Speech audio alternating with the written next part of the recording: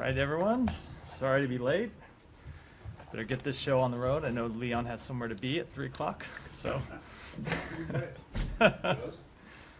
He does. You don't know? Today's a semifinal of the Euros, Spain versus France. I believe that Leon's tracking that. I believe that Leon is tracking that very closely. Yeah. Matt, I thought you were much more international than that. I'm more international when it comes to cricket. Fair. Fair enough. I don't have anything to start, so. No? All right. Let's start with NATO and the summit. So the Secretary has had a couple meetings today already. I guess summit hasn't yet kicked off, but will tonight. Are you aware that he has heard any concerns from the people that he's spoken to so far about President Biden? No, I'm not aware of him having heard any concerns. Have you asked, or are you deliberately trying to avoid? I talked to him an hour ago, and he did not mention having any concerns with anyone. Yeah. Or I'm sorry, did not mention having heard concerns from anyone. So he has his own concerns. No, that is not a fair implication. No, obviously not. He has spoken to this quite clearly. Yeah. Okay, but I mean, does that mean? Do you know if they've come up? Have they come up with? They have not. Anyone else? They have not come up in. I can't speak for anyone else all around the government, obviously, but no, I'm not aware of anyone raising concerns with the Secretary or anyone else from the State Department about the president. What we consistently hear from allies and partners around the world when we travel the world and when people come here is that they are grateful for the leadership the president has shown, in this case, when we talk about NATO, in expanding NATO and convincing allies to raise their collective support for NATO's defense and deterrence measures, and his leadership in rallying an international coalition to push back on Russia's aggression in Ukraine, among many other foreign policy measures. Okay, and then is there any State Department component to the aid package that's supposed to be announced today that you're aware of? So I don't want to get it. It's a nice way to try to get me into talking about something that has not yet been announced. So, but I, but so, so I will. Let me answer it elliptically. So, elliptically. So, there will be new air defense capabilities announced during this summit, both by the United States and by other countries. There will be other new defense commitments announced, and of course, the State Department does play a role in all of those. Right. Well, other than I think that at this event this morning, he said that something about $7 million in protective gear equipment for Ukrainian women's armed forces. Is there so you're saying that beyond that, there will be beyond the U.S. component of that, there will be more from state. Yeah, we will be announcing across the government. Some of that will include State Department components, political, economic, and military measures to support Ukraine. Yeah, go ahead. Yeah, go ahead. The 7 million. Sorry, apologies. The 7 million Secretary said is it NATO countries. So how much of it is the US? Let me get details to you offline. I have another one second. Yeah, go ahead. I was wondering if you have any, if the final communique has been finalized or definitively, the wording that the NATO summit leaders would give to Ukraine on this bridge. You guys call it a bridge to membership. There's talks of some capitals, the Baltic states specifically, they want the word irreversible in the final communique. My understanding that it's been negotiated. Can you say where it stands? I obviously don't want to say what the final communique will say. There are pieces of the communique that continue to be worked on and negotiated, which is usual for the summit, right? There's a lot that comes in those NATO communiques. You've seen them before, and some of that goes right up to the last minute. I will say that a significant amount of time has gone into discussions about the wording about Ukraine's path to membership. The Secretary talked with President Zelensky directly about this when we were in Ukraine several months ago. It was a significant portion of discussion at the NATO foreign ministers meeting last month that the Secretary attended in Prague. And of course, it has been the subject of ongoing discussions between our building and other NATO members. And of course, Julie Smith, our ambassador to NATO, being in the lead on that over the past few weeks. I will say, I think we have landed in a place, and you all see this when the language comes forward, that makes clear, as we have said, that that Ukraine's future is in NATO. And the communique will make that very clear, and you'll all get to see the language and talk about it when it's publicly released.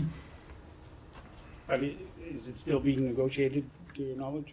There may be pieces of that part we have largely, I will just say that language we have largely settled on. There are other pieces of the communique, and maybe some smaller pieces of that piece of it that we're still negotiating That as well. part of it That part is settled. is largely settled, yeah.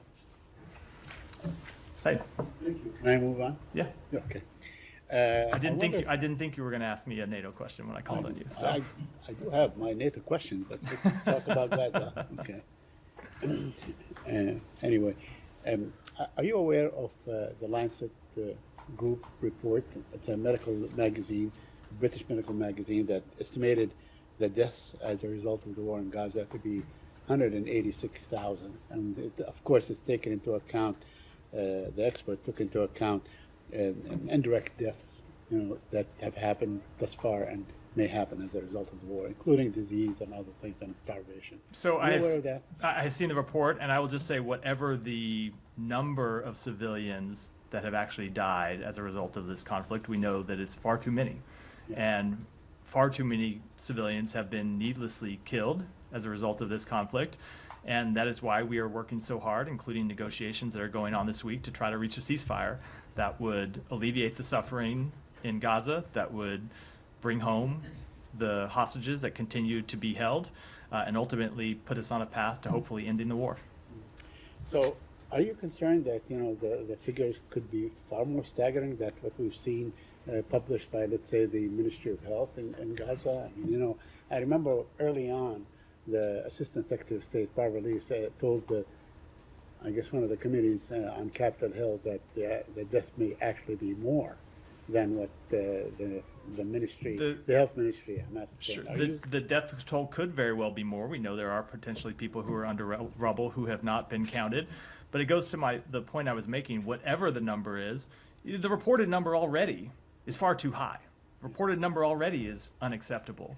The number of civilian deaths. So of course something higher than that would just be further tragedy. But we long ago passed the stage where this has been a horrific human tragedy for some time. Go ahead with another question. Yeah. Sorry, absolutely not. I'm not even going to entertain that. I'm not even going to entertain that. Saeed, go ahead with another question. Thank you. It's ridiculous. I wanted to ask you about the status of the talks. I know yesterday you said, and Kirby at the White House, your colleague at the White House said that that you are a bit optimistic, although there are gaps. Are we any closer today? Do you have any assessment as where we are today, and so on? And of course, Hamas is saying that the latest Israeli attack actually may jeopardize ceasefire talks. So, as I said yesterday, neither want to negotiate in public, nor do I kind of want to offer ongoing daily assessments of where the talks stand. As we said last week, when we got the proposal back from Hamas, we saw room for progress and room for hope that we could reach a ceasefire, and we continue to work hard to pursue a ceasefire because of, as I said, the immense ongoing suffering in Gaza that we want to alleviate, which we know a ceasefire is the best path to accomplishing. And my last question now, the Israeli Prime Minister is expected to come to the city in 2 weeks and so on. Is it your assessment that he actually would come and speak before Congress if a deal has not been arrived to? What is your assessment of his visit, and will he, let's say, be received at the State Department? I don't have any independent assessment to offer of whether he'll come or not. All I can tell you is Congress has invited him and he has accepted the invitation. I have no reason to think that he won't come. As to any meetings with the executive branch, I don't have anything to announce today. Yeah, sure, go ahead. Any update on the negotiations with Hezbollah also? No, I spoke to this some yesterday. It remains our assessment that the best way to reach calm in the north is to get a ceasefire in Gaza. It's not to say it's the only way. We continue to pursue diplomacy to resolve the conflict in northern Israel and southern Lebanon and to try to de-escalate the conflict and keep tensions from rising further. But that remains a very tough goal as long as the conflict in Gaza continues to wage. And so we do, and you heard the president say this when he outlined the ceasefire proposal several weeks ago, that we believe then, and we continue to believe, that the best way to find a path to calm in the north is to first achieve a ceasefire in Gaza. Yeah. In the region. Yeah. It's been over a month since the U.S. detained, or sorry, it's been over a month since the Houthis detained dozens of UN staff and civil society members, as well as former locally employed staff from the U.S. Embassy in Yemen. Do you have any update on U.S. efforts to secure their release or hold the Houthis accountable for their attacks in the Red Sea? So first of all, we condemn the Houthis' wrongful detentions and once again call on them to release all detainees, including the United Nations diplomatic and non-governmental organization staff that they detained last month.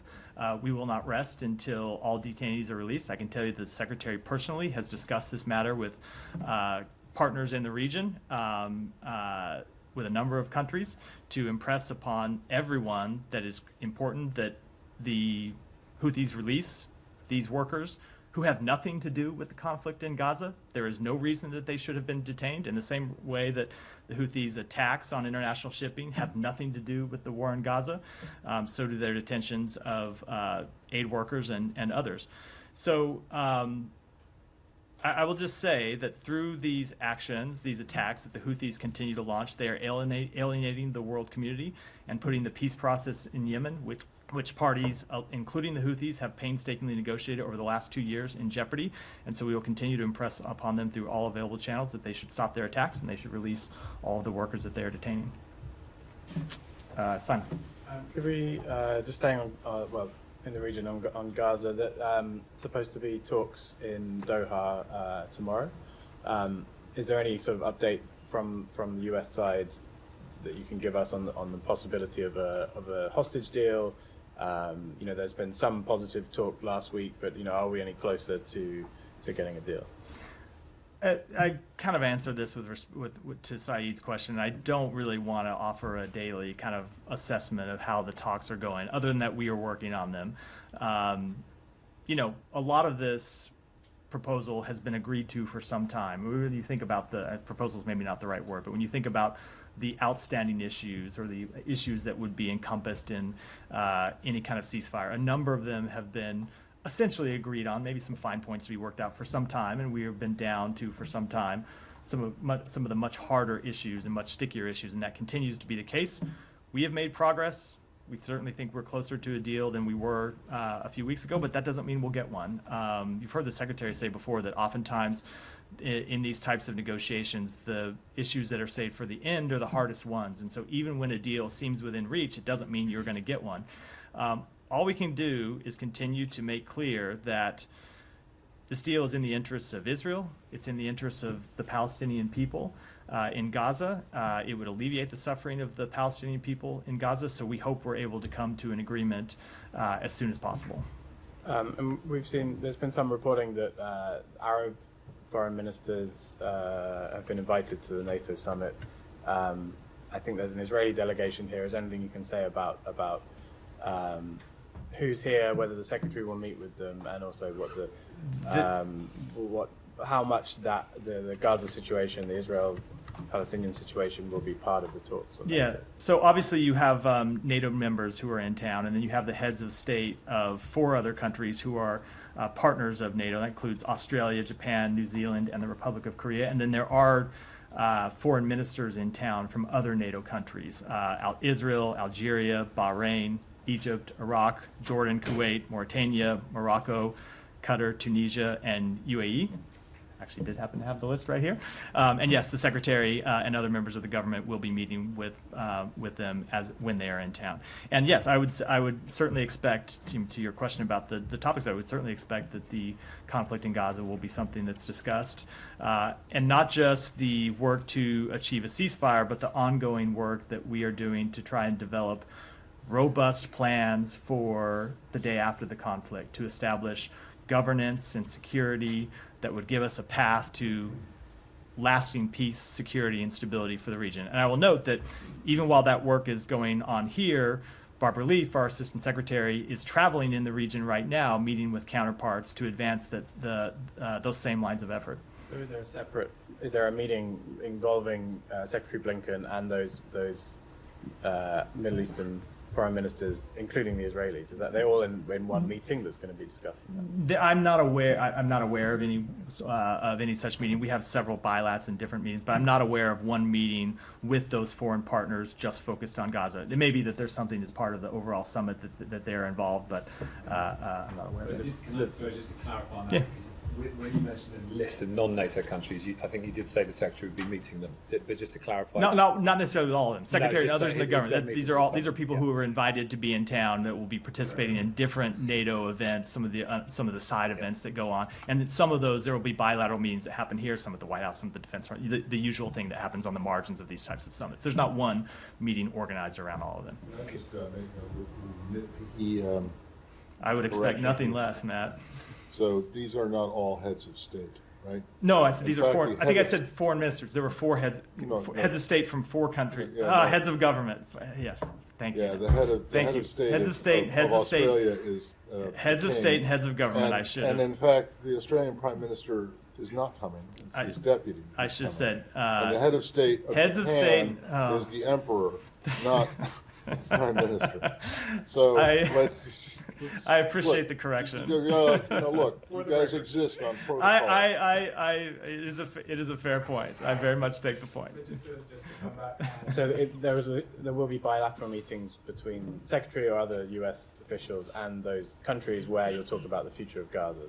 That's on the agenda. I can't say with every one of those countries that I listed who have been invited, but yes, with a number of those countries, there'll be meetings going on. Yes, that'll be part of the agenda. And are you hoping for the NATO as a whole to express some view on the conflict in Gaza? You know, particularly, are you expecting, or are you hoping that NATO leaders will endorse a peace deal, hostage for peace? Let me defer that question until further in the week when we actually have the communique. Okay.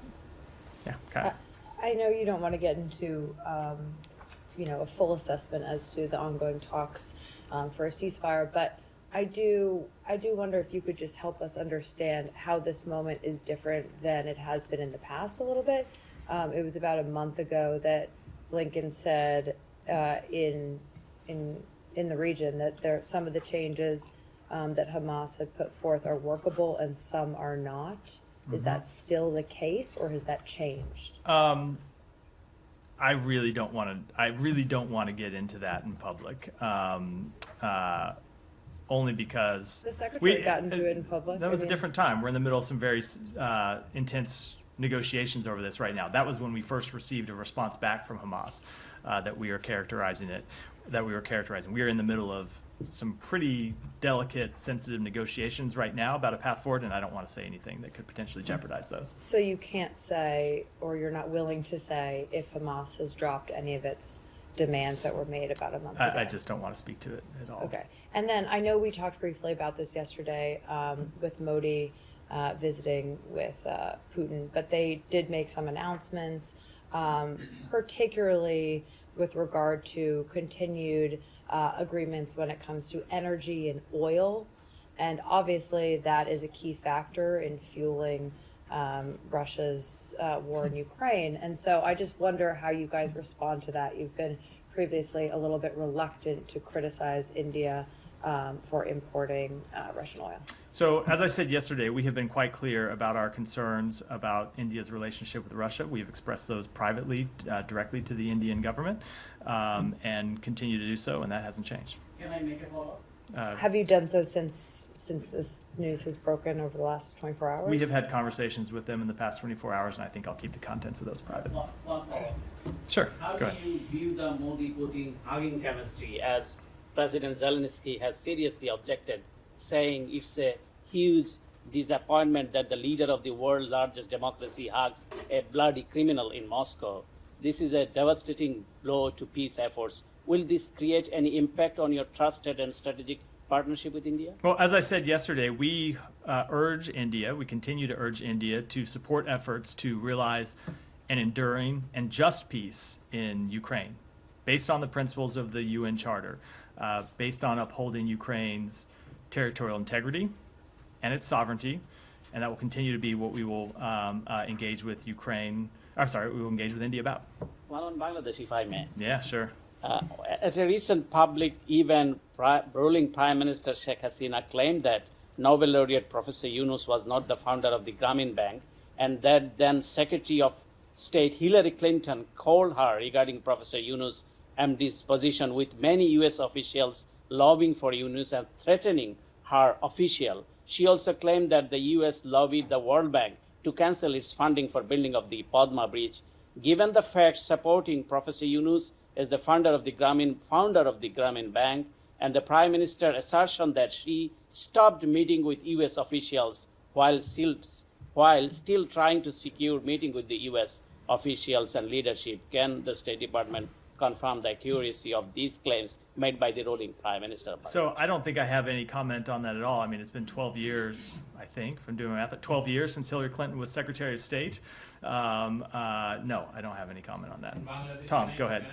Tom, go ahead. I wanted to ask you about a story the BBC is reporting today about Diego Garcia, which is that the US government has blocked a legal hearing on Diego Garcia, which was due to be attended by a British judge. British lawyers for migrants who are trapped on the island, who describe themselves as being held in prison-like conditions, and also a BBC journalist stopped effectively by the US from travelling there. Do you have any comment?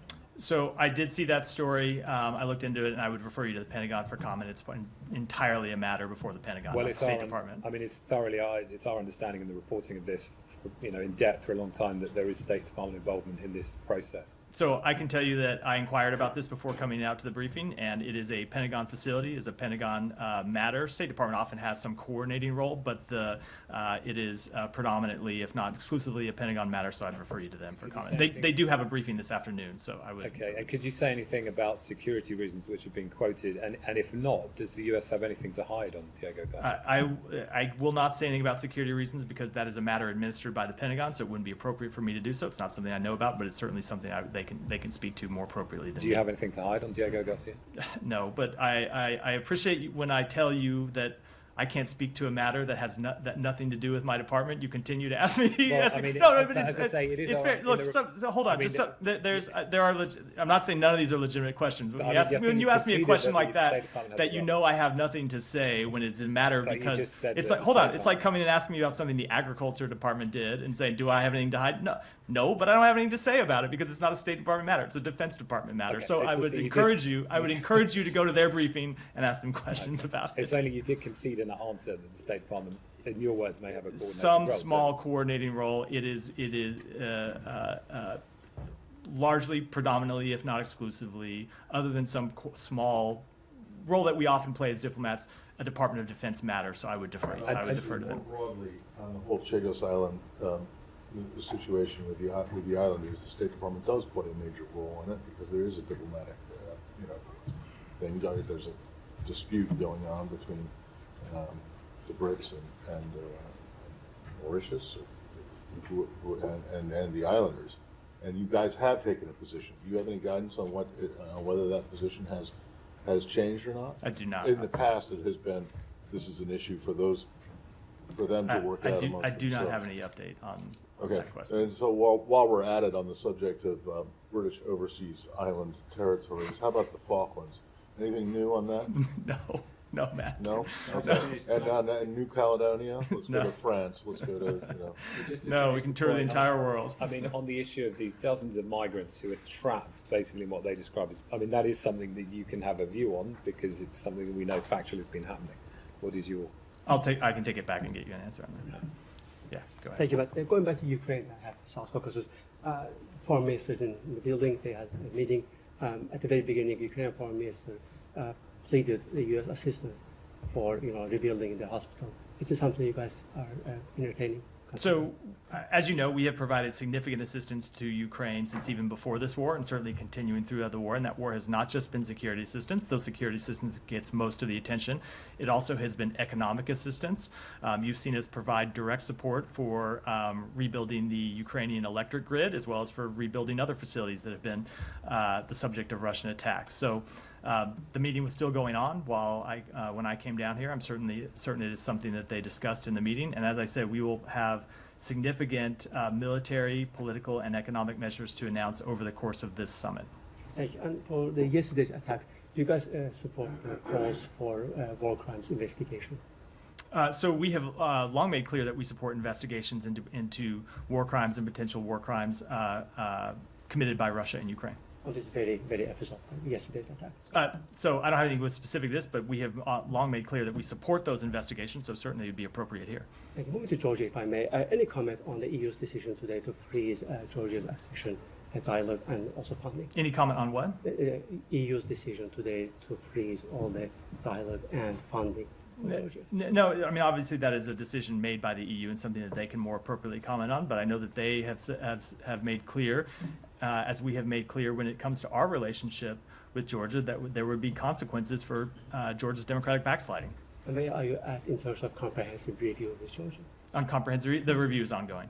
There's a concern in Georgia that now the spotlight, international spotlight, is faded, so they're going after the activists, their family members, even their friends. Any comment on how the GD is taking revenge, if you want? So obviously we would oppose any crackdown on democratic dissent. That's the point that we have been making for some time. It's the point we have made about the passage of this law, and that it would be used to crack down on legitimate democratic dissent. It's a troubling pattern of behavior by the Georgian government that we would urge them to reverse. Again, final from me on Armenia, Azerbaijan. The secretary, as you know, will be hosting NATO partners, and also host ministers will be in town. Is he planning to meet with them? If not, will that be a missed opportunity? I don't have any announcements to make regarding the schedule. You know that is always the case. Is any hope for happy ending there? What's that? Any hope for happy ending at this point? We continue to work for a diplomatic resolution. Thank you. Yeah.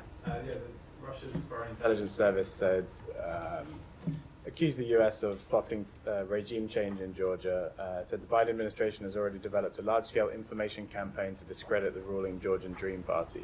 How do you respond to that? So it's completely false. I think it's quite obvious that it's completely false. It's not the first time Russia has made allegations like that with respect to U.S. Involvement in Georgia and other countries around the world that have been completely false and have been absurd. And I would just point out the irony of the country, Russia, that is illegally occupying 20% of Georgia as we speak, making those absurd allegations about another country. Yeah. Thank you so much. I'll be very impactful with your time. I have two questions. I'll put two together. The Committee for Democratic Bangladesh and Not-for-Profit Platform of Bangladeshi Americans has written a letter to the U.S. Ambassador in Bangladesh regarding legal issues surrounding Dr. Muhammad Yunus. The letter criticized the lack of action from U.S. government, and the President of the United States was overwhelmed by Dr. Yunus' too powerful American lobby. Trial court in Bangladesh found Dr. Yunus was not paying his own taxes either. What would be a likely response from the U.S. government to the concern raised by the committee? And my second question also, what is, I know that everybody was talking about Modi's visit, and my concern is, I want to know your response about what is the U.S. Perspective on Indian Prime Minister Modi visiting Russia and Bangladeshi Prime Minister visiting China at the same time. Thank you. So with respect to Dr. Yunus, we continue to monitor closely developments in the case against him. We have expressed for some time our concern that these cases may represent a misuse of Bangladesh's labor laws to harass and intimidate Dr. Yunus. As a key economic partner to Bangladesh, we also worry the perceived misuse of labor and anti-corruption laws could raise questions about rule of law and dissuade future foreign direct investment. With respect to the two visits, I've already spoken to the Modi visit. I don't have anything to add to what I said. And with respect to the visit to China, look, we understand that countries engage with China. We engage with China. The Secretary has made 2 trips to China himself, so I don't have any further Thank you comment so on much. it. Yeah. Thank you very much, Matt. 2 on Pakistan, 1 on Afghanistan. The other day I saw a leg of a human being torn apart with whom I had a dinner here in Washington, D.C. a couple of years ago. He was a senator of Pakistan, and he was killed in IED blast in the tribal areas where I'm from. Today, a captain was killed over there. You and Vedant both believe that because of the last couple of years, because of Imran Khan, I might have asked a lot of questions about him. But I also ask a question that whatever these decisions have led to is now there is a terrorist war over there where the US military agrees on it, the Pakistani military agrees on it, but because of Imran Khan, the situation has become so confusing in the KP region that it has become very difficult for the government to take decision whether they should do this operation or not. Have you given any guidance or any support to Pakistan to go ahead with this operation that they're planning to take, or no? So first of all, let me just offer my condolences to the loss of what I understand is a personal acquaintance of yours. And number two, I'll just say that the Pakistani people have suffered greatly at the hands of terrorists, and we have a shared interest in combating threats to regional security. We partner with a range of Pakistani civilian institutions and regularly engage the government of Pakistan to identify opportunities to build capacity and strengthen regional security. Second one is this journalist was killed, and I had asked about him a couple of times as well. Yesterday, the Kenyan court where he went, Pakistani journalist went to Kenya and got killed over there. My father served the longest term in jail of 9.5 years as well, so I do like to think at least about my journalist colleagues. Pakistan judiciary, do you think is, or any just like general opinion, it's not as bad as Kenya. The Kenyan government has given him, the poor journalist, justice, but in Pakistan the guy has not. Can you at least put a word to Pakistani judiciary or the politicians to at least not play with the lives of journalists? You know, I'm not aware of this case, so I'm not going to comment in any way specifically on it at all. But of course, we support the work of journalists around the world, and we think it's important that they be able to do their job safely. Last one, can I ask about this interview with Taliban, please? Go just one last more. one. Yeah, one more. Taliban senior official for the first time did an interview with a Pakistani journalist. The journalist was a former government senior employee, retired, became a YouTuber, and did an interview. In that interview, most of the things were completely lied. Like, for example, the Taliban spokesperson said that there are 90,000 female teachers in Afghanistan. 90,000. Whereas the fact is that 90,000 female teachers are sitting at home getting salary from the government. Now, Vedant last week told me that the U.S. is not supporting Taliban, and 800 million has been given by USAID, 300 million has been given by the State Department, in different forms, okay? But what I'm saying is women without education and still $1 billion receiving and lying on international media that there are 90,000 women teachers, where absolutely girls are still without. So get to the question. Yes, sir, if you your don't mind. thoughts about this whole girls' education and U.S. support and So first of all, no, we do not support the Taliban, as Vedant made clear last week. As I have made clear at previous briefings, we do not provide any funding to the Taliban. That is absolutely false. Number two, that does, however, give me a chance to comment on something that we saw just today. So you may have seen, because I know you track this issue very closely, that the UN issued a report on the treatment of women and girls in Afghanistan and so-called moral oversight in Afghanistan. And what we saw is that the unpredictable and arbitrary enforcement of the Taliban's so-called morality code undermines the human rights of all Afghanistans. We continue to monitor closely the Taliban's treatment of the people of Afghanistan, especially their treatment of Afghan women and girls. We expect the Taliban to honor their assurances to the Afghan people and the international community in this regard. And as we have said in public and private to the Taliban's representatives, their relationship with the international community depends entirely on their actions. And we have made that clear, and I think have been, as I said, crystal clear about that for some time. Go ahead. Thank you so much. Thank you so much. So we know the U.S. is working for the day after plan in Gaza, and for the NATO summit, Turkish President Erdogan and his delegation, including the foreign minister, will be here in town. Is that something you will discuss with your Turkish counterparts, given Ankara has long pledged to guarantorship in the region, and we hear from the Turkish officials that they are encouraging Hamas to accept the ceasefire proposal, and also right after Joe Biden announced the ceasefire deal, we know Secretary Blinken and Turkish Foreign Minister Hakan Fidan held a phone call immediately right after that, so I'd like to hear more on that. Yes, in fact, we have been discussing the end of the conflict and what comes next with Turkey for some time. You may recall that Secretary Blinken in January traveled to Istanbul to meet with President Erdogan and with Foreign Minister Fidan, and has had a number of subsequent meetings with the Foreign Minister to talk about both how we get to a ceasefire and how we reach a durable end to the war with robust security, governance, and reconstruction plans for Gaza. So that continues to be a topic that we discuss on any occasions when we meet with our Turkish counterparts. Should we expect similar meetings on the sidelines of the NATO summit this week between American and Turkish I just don't have any meetings to announce here today, as I've said to other people. Thank you. Yeah. So. Just a slightly different thing. The State Department official Young Pak, who was the acting special representative on North Korea, has stepped down, I believe. Are there any plans to appoint a new envoy for North Korea? So first of all, yes, she has stepped down, and we do thank Dr. Pak for her tireless dedication and strong leadership on DPRK since assuming office in 2021. We wish her well on future endeavors. Assistant Secretary Dan Crittenbrink will oversee DPRK policy for the Department of State. Ambassador Julie Turner will continue to serve as Special Envoy on North Korean human rights issues.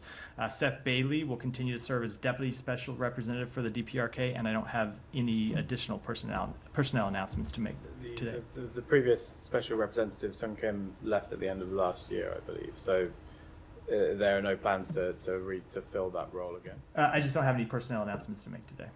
So, yeah. Thank you so much. As you are hosting NATO Head of State Summit here, a week ago, Pakistani Prime Minister Shehbaz Sharif met with Russian President Vladimir Putin in Kazakhstan on the sidelines of FCO Summit, and he suggested President Putin that he must consider barter trade as a means to counter Western financial sanctions. And he also referred Pakistan and Russia bilateral barter system trade from 1950s, 60s, and 70s. So how will you respond on that? I don't have any comment on Secondly, that. with the number of resolutions from the U.S. Congress, number of letters from the lawmakers to President Biden, Secretary Blinken, and number of many other things regarding the Pakistan democracy, election interference or election investigations, that all these things are believed that Imran Khan followers are backing, and they are like asking their representative here to do this. Now there is a backlash on the Pakistan embassy here. The Pakistani ambassador here, Sardar Masood Khan, he was just removed unusually, and he didn't just completed his diplomatic tenure, although he was a political appointee. But this is something like it is believed in Islamabad he was failed to fulfill the all the things what he was given, like he didn't make it happen, like he didn't stop all these things, the resolutions for the that are coming in the favor of Imran Khan. So this is something very clearly visible that how the Pakistani democracy is running and who is running it. So how do you see this? I was not aware of that case until you raised it, so I don't have any comment. Go ahead. This morning on Capitol Hill, the UN Special Rapporteur for Human Rights in Iran was talking to some lawmakers and giving a congressional briefing about the various massacres in the 1980s as well as the contemporary status of human rights in Iran. He, as part of his remarks after the event, he spoke a bit about the Biden administration's policy towards Iran, and basically denied or rejected the idea that there is an overarching strategy for Iran that has been laid out by the Biden administration, at least in the UN's view or his view. How do you respond to that? And if, assuming that the president will be returning to the White House next year, can we expect a sort of future of Iran negotiations to be laid out by this administration? So first of all, I would say everyone is entitled to their opinion, but that obviously is very much one that we would not agree with. If you look at the totality of our policy, we have made clear that we are committed to ensuring that Iran can never obtain a nuclear weapon. We have worked with our allies and partners around the world to ensure that objective. You have seen us impose over 600 sanctions and export controls on Iran and Iran-related entities to counter Iran's malign influence. You have seen us work with partners in the region through diplomatic measures to try to counter Iran's influence and to take on Iran's support for terrorism. So no, it's not something I would agree with at all. Gotcha. And one sort of quick second follow-up. We got official confirmation today that the president is going to be holding a official press conference as part of the NATO summit this week. I think they announced that at the White House yesterday. Yeah, so. the official or unofficial description was it's going to be a big boy press conference for the president. I was wondering if you could confirm for us whether this is going to be another situation where it's a joint press conference with other leaders, or whether this is going to be a standalone thing. So I will let the White House speak to the president's schedule, but I think they made clear yesterday he plans to hold a solo press conference. Gotcha. So with that, we're out for today. Thanks.